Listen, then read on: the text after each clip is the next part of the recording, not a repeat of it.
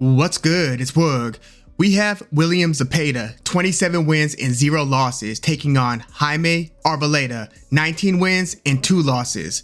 William Zepeda is one of the bigger prospects on Golden Boy right now. They've been pushing him, but they've been pushing him in a very measured way. Zepeda is only 26 years old, and you started seeing him come into prominence when he beat Hector Tanajara, who at the time was kind of a buzzing name. He himself was a prospect. And when you saw the type of matchup nightmare that William Zepeda was for the kind of sweet sciencey Hector Tanajara, who needed some distance, needed some space to operate, William Zepeda gave him none of that and gave him absolute hell, ended up stopping him in the 6th round. So that's how William Zepeda kind of got on the map. And his key feature is that he throws like at least 80 punches around, sometimes 90, upwards to 100 plus punches around. I think he set records in recent fights, like in his latest fight against Diaz. Just look at how ballistic and blistering these combinations are and how consistent they are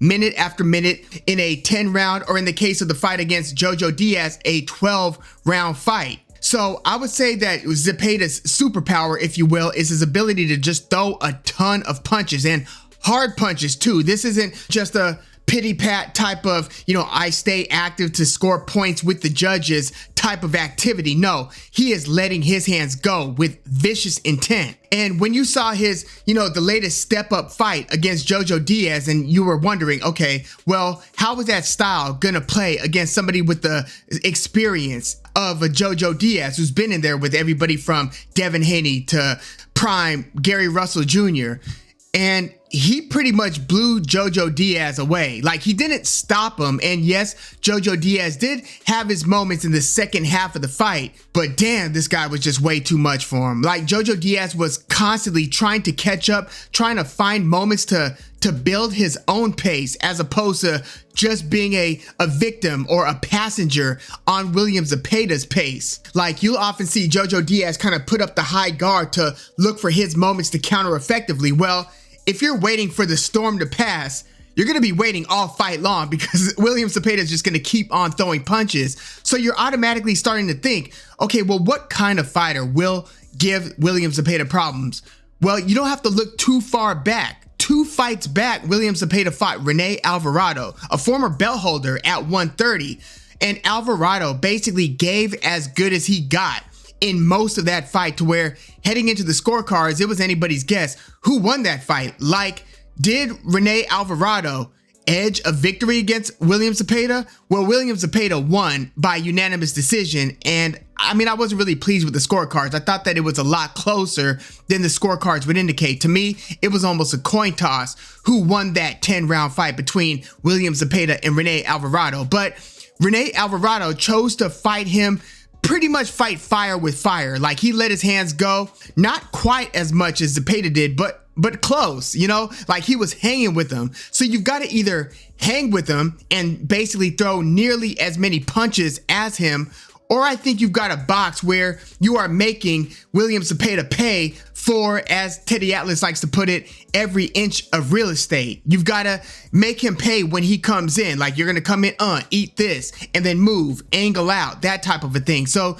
you either have to be a sweet scientist of the highest order. Like, you've got to fight a Corey Spinks versus Ricardo Mayorga style fight, where you could kind of swim without getting wet, to quote another boxing legend, in that case Nassim Richardson. But you either have to fight the sweet scientist style fight, sharpshooter, precise, defensively responsible, eyes open at all times, and just being aware of the distance. Think Shakur Stevenson, that type of a fighter. Not to mention that William Zepeda is also a southpaw, so you've got to consider that angle's matchup issue as well. So you've got to either be a fight fire with fire type of fighter, or you've got to be a sweet scientist. And Rene Alvarado was a little bit of both, but he wasn't enough of a sweet scientist to keep it from being a phone booth brawl or near brawl style of fight. Yes, he did kind of have some, trap setting that won him some big moments against Zepeda. You know who I think would have success against Zepeda, and you might have to scale the weights, but not too much. I mean, the guy I'm about to mention did fight a considerable amount of his fights at 135 or near there.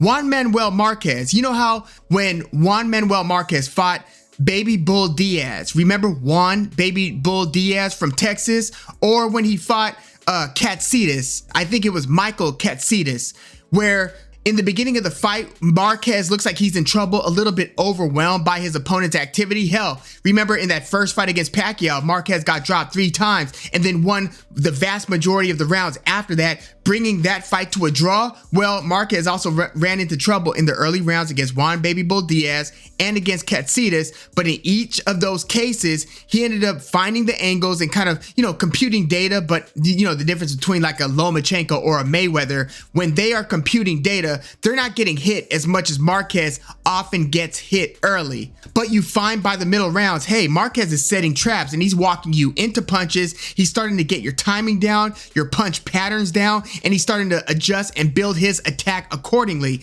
I think that Marquez would give William Zepeda, or would be a good matchup to kind of neutralize what Zepeda's got going for him. But again, Zepeda will throw a ton of punches over the course of the fight. So that begs the question, does Jaime Arboleda have any of the attributes necessary to counter what William Zepeda brings to the table? And he's fought a few different fighters that you might be familiar with. He's fought Jason Velez. He beat Velez via split decision. This was just before COVID, so we're talking February 2020.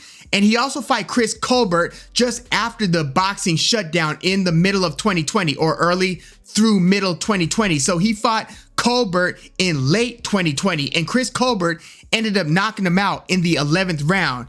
And he gave Chris Colbert a pretty good fight. He went to the body often. Chris Colbert, didn't move around as much as he did in some of his other early fights. Chris Colbert, and this is before Colbert lost to Hector Garcia, and before this latest fight against Jose Valenzuela, who most people thought won in that fight against Colbert. So this is when Colbert was still a undefeated prospect coming up, right? And so Chris Colbert uncharacteristically fought this one in tight, came in close, and fought Arboleda in the phone booth. And you could hear Arboleda's corner saying, no, use your jab. Don't make this an inside fight. So it sounded like they wanted Arboleda to fight at range. Well, the good news for Arboleda in the case of William Zepeda is he'll be happy to fight you at range. But the bad news is he's probably going to be throwing a lot more punches at range. And while he doesn't have nearly the hand speed of a Chris Colbert, because that was the problem that Arboleda ran into against Colbert, was the hand speed issue, William Zepeda not as much. But the bad news for Arboleda is that's where William Zepeda wants you to fight him too. He wants you to fight him at range. So you could basically be at the end of like 6 to 8 punch combinations. So again, is Jaime Arboleda equipped to deal with this? I would say it's not looking great. Like, I think that he's going to have his moments. He's got some punching power. So, he ran Colbert into a few punches that really backed Colbert up and that just caught him off guard. When he fought Jonathan Arenas in his last fight, he ran him into some punches. And granted, his last 2 fights went the decision or the full distance. But in most of Arboleda's wins, his wins are coming via knockout. So again, he does have power. So he might have a bit of a puncher's chance. I don't think he's sweet scientist enough to keep this from turning into a William Zepeda style fight, unless something fundamentally changed with William Zepeda's like health or his style or his ability to absorb punches, because he's got a pretty good chin too, even though I have seen Zepeda rock against Rene Alvarado and even against John Moralde. I've seen Zepeda kind of buzz a couple of times. So there's a chance that Arboleda can hurt Zepeda. That is in play here. But I just think that the much higher likelihood is that William Zepeda makes this a Zepeda style fight and eventually overwhelms Jaime Arboleda. Again, I do think that there are going to be moments where Arboleda lets that right hand go and catches Zepeda pretty cleanly. But for the most part, Zepeda keeps his hands up pretty well, at least in the early rounds where his opponent's punching power would be at its greatest. He's not totally defensively irresponsible. He's not a total brawler. It just seems like he's a brawler because of the amount of punches that he's throwing. But as he's coming into range, he does have his hands up and he even has a little bit of head movement. So I think that Zepeda's gonna win the earlier rounds. And I think he's gonna win most of the middle rounds. You know, the more that I think about this, the more I think it's likely or possible that Zepeda stops him before, let's say, the 6th, 7th, and 8th rounds. Like, I think that it's possible that William Zepeda could get him out of there in like 4 to 6 rounds. It depends on what Arboleda can withstand when the onslaught is coming, because it is going to be an avalanche of activity unless Arboleda's able to catch him with something big and totally turn the tide, hurting Zepeda. But Arboleda's not going to sweet science outbox him and again keep this from turning into a high action, high volume affair. I don't think that he's got those types of boxing skills. So he's either got to catch him with something, or he's got to try to stand in there and trade with them and exchange several punches per round and make it a battle of attrition and somehow outgun William Zepeda. I just don't think that that's likely. So yeah, I'm going William Zepeda via, I would say, middle round stoppage, because again, if you are not either a great survivor with somebody with the experience of a Rene Alvarado, and Rene Alvarado was coming from 130, he was a smaller fighter who just found himself at lightweight late career, or somebody with the, you know, experience of a Joseph Jojo Diaz and that type of durability. Jojo Diaz still has never been stopped. And I have now seen Arboleda stop twice. So I don't think he's durable enough to fight the duration of the style of fight that William Zepeda is going to want to fight. I just don't think that he could hold up to the onslaught for that long. And it is going to be for that long, for as long as the fight goes. So yeah, I'm going William Zepeda via, I'll say, 6th to 8th round stoppage here. And I think that it's going to be closer to like the 6th round than it will be to the 8th round. So I'm saying somewhere between maybe 5, 6, and 7.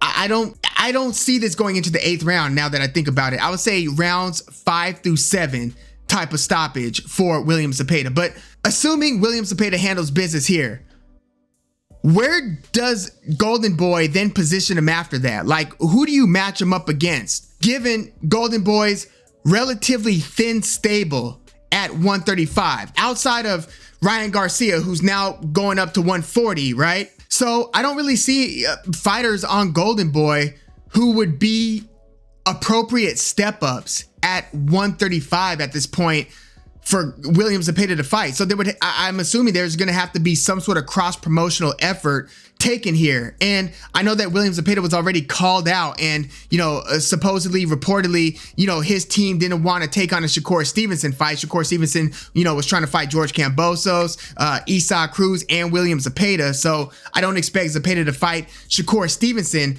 after we're assuming a win over Arboleda. So do you try to set up a Chris Colbert fight and do some cross promotional work with PBC in the wake of, you know, them just coming together for Gervonta Davis versus Ryan Garcia? Maybe Chris Colbert, maybe Jose Valenzuela. I mean, that would be a pretty fun fight. I mean, could you talk about a firefight? William Zepeda versus Jose Valenzuela? That could be a lot of fun, or at least fun for the viewers. What about Isaac Cruz? I mean, that would be cross promotional as well. But I mean, I don't see Zepeda versus Isaac Cruz happening at this point. Maybe set something up between William Zepeda and the guy that stopped Jose Valenzuela, Edwin De Los Santos. Remember that? He kind of blew him out in 3 rounds. I mean, I don't think De Los Santos has taken to the ring since that upset win over Jose Valenzuela. But yeah, I think that there would have to be some cross-promotional work. So let's stay tuned and see what Golden Boy has planned, assuming William Zepeda gets by Jaime Arboleda. But yeah, let me know what you think of this matchup. And what do you think about, you know, William Zepeda's upside overall? How good do you think he is? Do you think this is one of those things where once he runs into the wrong person or the person who can neutralize him, it's going to be all downhill from there? Or do you think that he can have some, you know, sustained success at an elite level at lightweight, or I'm assuming 140, because he looks like a pretty big lightweight too. That's another thing. And he's got good reach, again, southpaw. So yeah, matchup nightmare if you don't have the tools to deal with it. I don't think Jaime Arboleda does. Let me know what you think. And please like the video, subscribe to the channel if you are into the fight talk. I'm Woog. Thanks for tuning in.